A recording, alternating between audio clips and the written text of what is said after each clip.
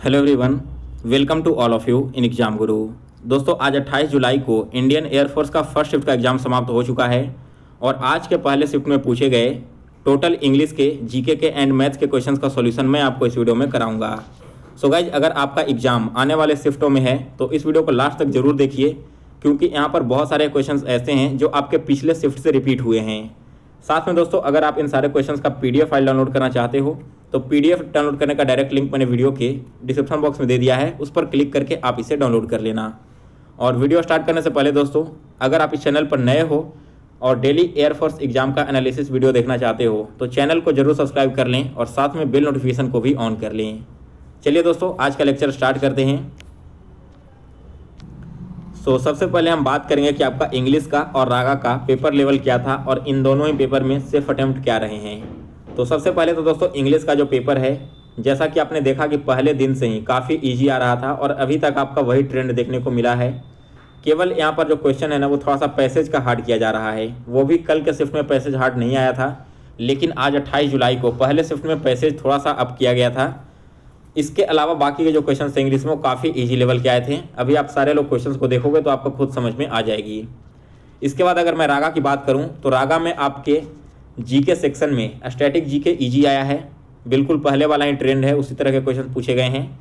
लेकिन current affairs जो कि आपका 2021 का ही पूछा जा रहा है, या चेंजिंग आपको पिछले 2 दिनों से देखने को मिल रहा है, जिसमें 2021 के जितने भी पुराने करेंट अफेयर्स हैं उनसे रिलेटेड क्वेश्चन बन रहे हैं।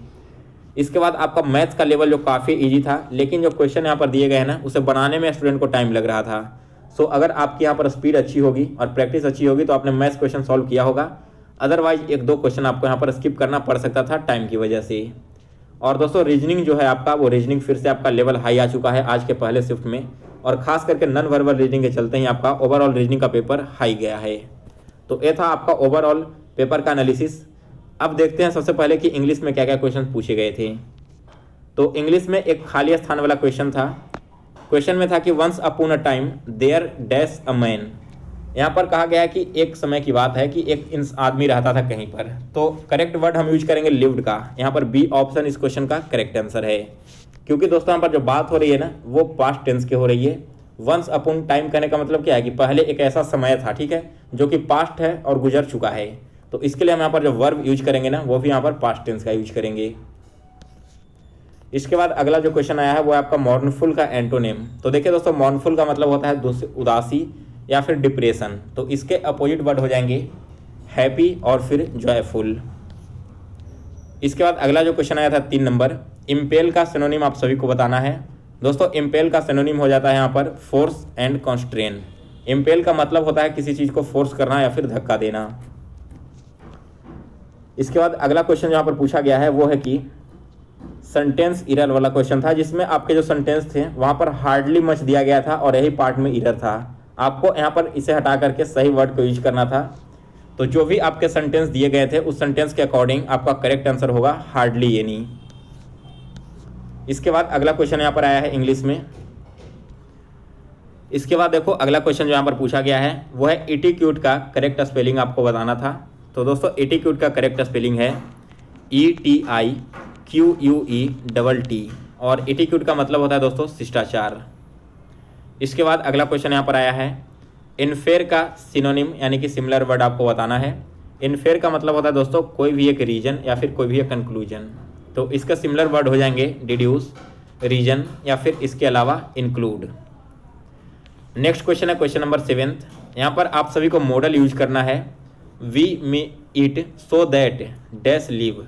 तो यहाँ पर क्या होगा दोस्तों कि हम लोग खाना खाते हैं इसलिए कि हम लोग जिंदा रहें। तो मॉडल अगर यूज करना है तो मॉडल यहाँ पर मे का यूज किया जाएगा। इसके बाद अगला जो क्वेश्चन पूछा गया है वो है आप यहाँ पर एडवर्ब ऑफ अट्रैक्ट। अट्रैक्ट का एडवर्ब पूछ लिया गया है। और दोस्तों, यह जो एडवर्ब वाले क्वेश्चन है ना, वो आपको हर शिफ्ट में देखने को मिल रहा है। आपके पहले शिफ्ट में आज के अट्रैक्ट का एडवर्ब पूछा था, तो यह हो जाएगा आपका अट्रैक्टिव। और इसके बाद एक खाली स्थान है एवरीथिंग डैश स्टोलन। तो यहाँ पर होगा दोस्तों एवरीथिंग के साथ में हैज बीन का यूज किया जाएगा।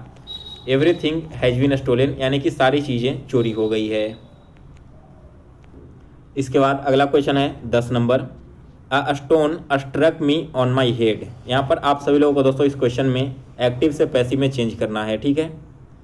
तो देखिए यहाँ पर क्या हो जाएगा, I was struck on my head by a stone. यहाँ पर दोस्तों देखो स्ट्रक का जो वर्ब का तीसरा फॉर्म हम यूज करेंगे ना तो वो भी स्ट्रक ही होता है। और जो आपके ऑप्शंस दिए गए थे एग्जाम में वहाँ पर एक ऑप्शन जो है उसमें स्ट्रक्ड वर्ड का यूज किया गया था। और मैंने जब रिव्यू लिया तो पता चला कि बहुत सारे कैंडिडेट ने इसी ऑप्शन को टिक आउट किया है, स्ट्रक्ड वर्ड वाले को, और वहीं पर आपका आंसर गलत हो गया क्योंकि स्ट्रक का वर्ब का तीसरा फॉर्म स्ट्रक ही होता है, ना कि वहाँ पर स्ट्रक्ड होता है। सो आप यहाँ पर अगर आपने इस क्वेश्चन को टिक आउट किया होगा तो आपका आंसर बिल्कुल करेक्ट है। आप हमें कमेंट करके बताना कि इस क्वेश्चन में आपका करेक्ट आंसर क्या आया था। इसके बाद अगला क्वेश्चन यहाँ पर देखो एक सेंटेंस एरर का है। The bus was hired by the ladies for its picnic. और अगर किसी भी पार्ट में एरर नहीं है तो आप नो एरर को सिलेक्ट करना। देखो the bus was hired by the ladies यहाँ पर तो बिल्कुल करेक्ट है, लेकिन फॉर इट्स पिकनिक जो है ना वो बिल्कुल यहाँ पर गलत लिखा गया है। दोस्तों पिकनिक के साथ में यहाँ पर क्या होगा, फॉर पिकनिक का भी यूज नहीं होगा, सिर्फ पिकनिक यूज होगा। फॉर यहाँ पर हटा देंगे हम लोग ना, फॉर इट्स पिकनिक है, इसमें से इट्स को आप हटा दोगे, केवल लिखोगे by the ladies for picnic. यहाँ पर इट्स वर्ड का यूज बिल्कुल गलत है, अननेसेसरी टाइप का यूज किया गया है। तो डी ऑप्शन जो है इस क्वेश्चन का बिल्कुल करेक्ट आंसर है। यहाँ पर दोस्तों टोटल 11 क्वेश्चन मुझे इंग्लिश के मिले थे। इसके बाद अब हम जीके के क्वेश्चन देखते हैं। तो जीके में देखो क्या पूछा गया था। सबसे पहले सेकेंड वार ऑफ तराइन यानी कि तराइन का दूसरा युद्ध कब हुआ था और किसके बीच में हुआ था। दोस्तों याद होगा अगर मैंने 24 जुलाई को जो एनालिसिस करवाया था तो वहाँ पर पूछा गया था कि तराइन का पहला युद्ध कब हुआ था, 1191 में। और उसी समय मैंने आपको तराइन के दूसरे युद्ध के बारे में भी बताया था कि यह क्वेश्चन आपके आगे आने वाले शिफ्ट में पूछा जाएगा। और आज के 28 जुलाई को फर्स्ट शिफ्ट में यह क्वेश्चन आ चुका है। तो जो सेकेंड वार ऑफ तराइन है यह हुआ था 1192 में पृथ्वीराज चौहान और मोहम्मद गौरी के बीच में। इसके बाद अगला क्वेश्चन फिर से देखो, यहाँ पर मैं आपको बार बार बोल रहा हूँ कि आप डेली का एनालिसिस वीडियो देखो, प्लस जो उसमें इंपॉर्टेंट टॉपिक से क्वेश्चन आ रहे हैं केवल आप उन्हीं टॉपिक पर अब फोकस करो बचे हुए दिनों में।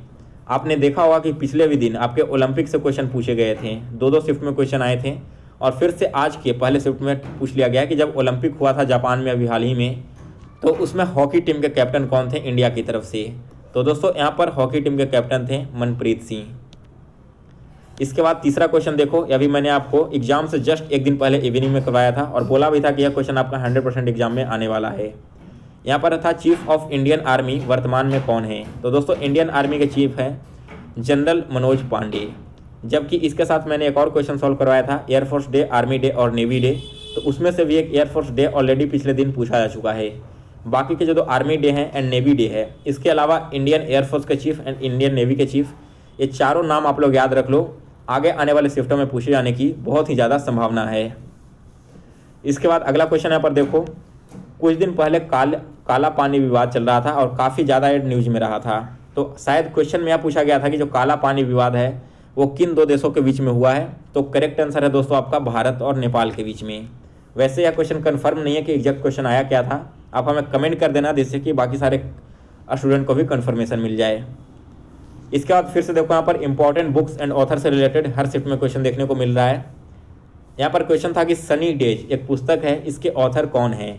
दोस्तों यहाँ पर जो भी बुक अभी तक पूछी गई है ना वो सारी की सारी किसी न किसी की ऑटोबायोग्राफी पूछी जा रही है। तो जितने भी इंडिया में फेमस पर्सनालिटी हैं, चाहे वो कोई स्पोर्ट्स पर्सन हो या फिर एक्टर एक्ट्रेस वगैरह हो या फिर कोई और हो, उनका ऑटोग्राफी आपको याद होना चाहिए।